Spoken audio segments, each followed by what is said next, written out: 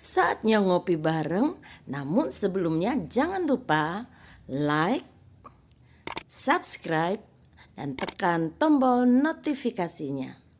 Serta bagikan kepada yang lain.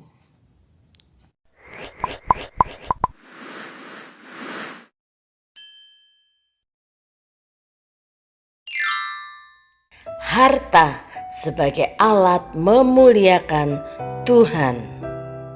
Shalom saudaraku, sepanjang minggu ini kita sudah belajar mengenai harta. Dan saya yakin kita semua adalah orang-orang yang diberkati oleh Tuhan. Maka sebagai orang yang telah menikmati anugerah Tuhan dan telah menerima berkat Tuhan, maka kita harus tahu bahwa yang paling utama dari semua bukanlah harta, tetapi Sang Pemberi harta, yaitu Tuhan. Mengapa kita harus mengingat hal ini? Karena begitu banyak manusia melupakan Sang Pemberi berkat dan lebih memfokuskan diri kepada berkat. Amsal pasal yang ketiga ayat 9, muliakanlah Tuhan dengan hartamu dan dengan hasil pertama dari segala penghasilanmu.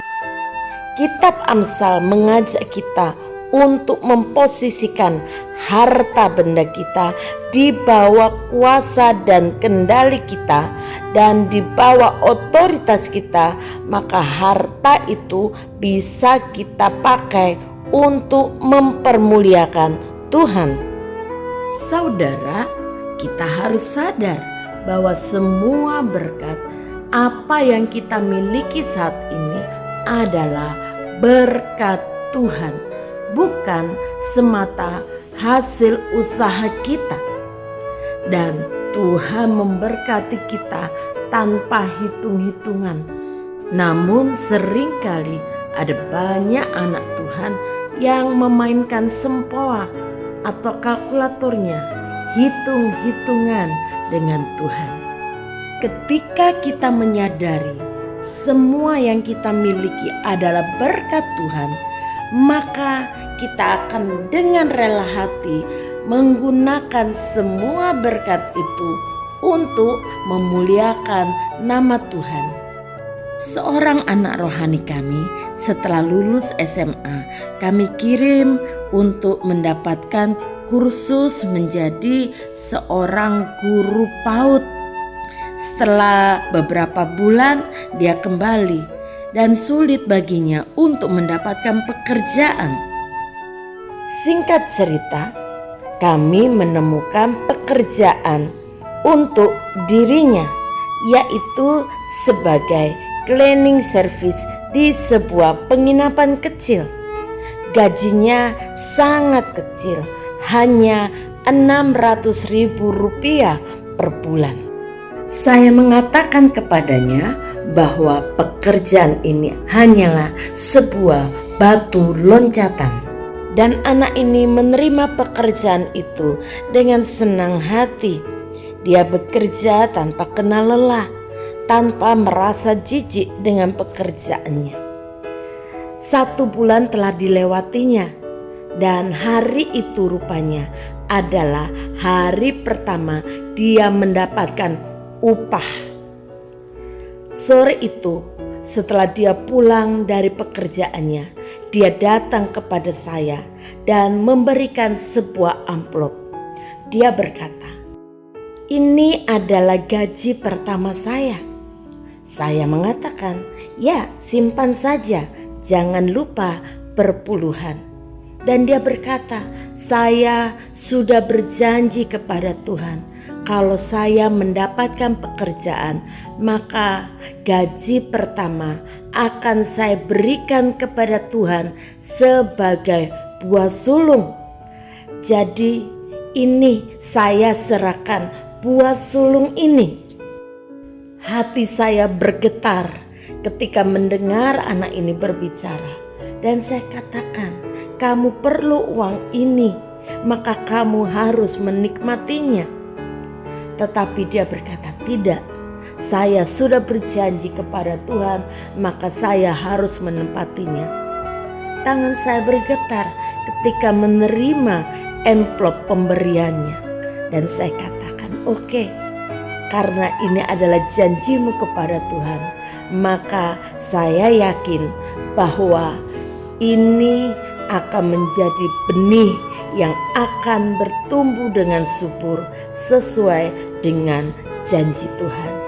Saya mengajak dia berdoa, mengucap syukur untuk setiap berkat yang Tuhan berikan kepadanya. Secara manusia, kami tidak tega menerima uang itu. Karena itu kami memutuskan untuk menggunakan uang tersebut buat sulung hasil pekerjaan anak rohani kami untuk membeli kayu dan membangun sebuah dapur kecil untuk asrama kami. Beberapa bulan kemudian, sebuah tawaran kerjaan datang kembali. Sebuah sekolah kesehatan memerlukan seorang cleaning service dan gajinya lebih besar. Maka kami memberitahukan kepadanya karena pemilik sekolah itu meminta anak ini untuk bekerja di tempatnya. Dengan berat hati dia berkata, saya tidak mau keluar dari asrama ini. Saya mau bersama di tempat ini. Tetapi saya katakan, untuk masa depanmu, kamu harus berjuang. Kamu tetap anak kami, berjuanglah untuk masa depanmu. Dengan berat hati, dia menerima pekerjaan itu dan pergi ke luar kota untuk bekerja di sana. Baru bekerja beberapa hari, seorang teman kami yang ternyata adalah seorang hamba Tuhan yang memiliki sebuah sekolah PAUD menawarkan kepada saya supaya anak rohani kami bekerja sebagai seorang pendidik di sekolahnya. Waktunya pun masih bisa diatur. Pagi hari dia bisa bekerja sebagai seorang guru dan siang hari dia bisa bekerja sebagai seorang cleaning service di sekolah kesehatan. Dan berkat Tuhan tidak berhenti sampai di situ saja.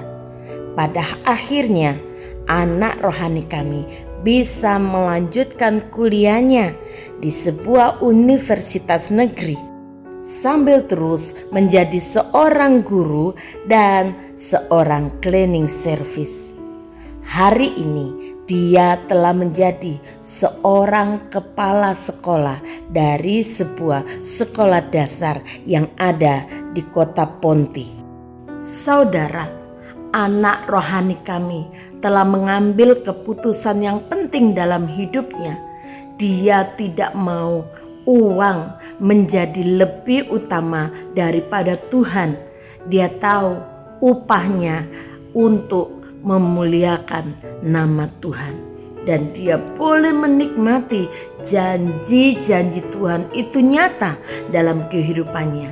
Dia tidak pernah melamar pekerjaan, tetapi pekerjaanlah yang mencari dia.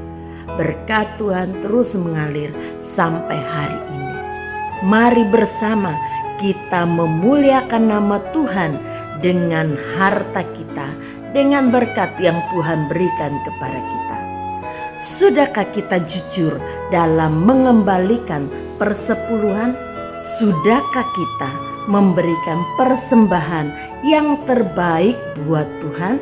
Apakah dompet kita terbuka bagi orang-orang yang memerlukannya? Bapa, kami bersyukur untuk berkat-berkat-Mu yang senantiasa Engkau berikan kepada kami. Dan hari ini kami belajar bagaimana kami harus memuliakan Tuhan dengan harta kami. Ampuni kami apabila kami memfokuskan diri hanya kepada berkat dan menomorduakan Engkau sebagai Sang Pemberi berkat. Hari ini kembali kami diingatkan bagaimana kami harus memuliakan Tuhan dengan semua berkat, dengan harta yang Tuhan sudah berikan kepada kami.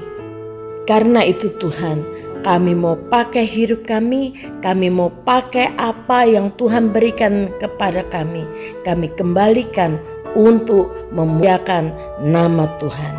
Ini hidup kami, di dalam nama Tuhan Yesus kami berdoa. Haleluya. Amin. Selamat memuliakan Tuhan, Sang Pemberi berkat, dengan harta kita. Tuhan Yesus memberkati.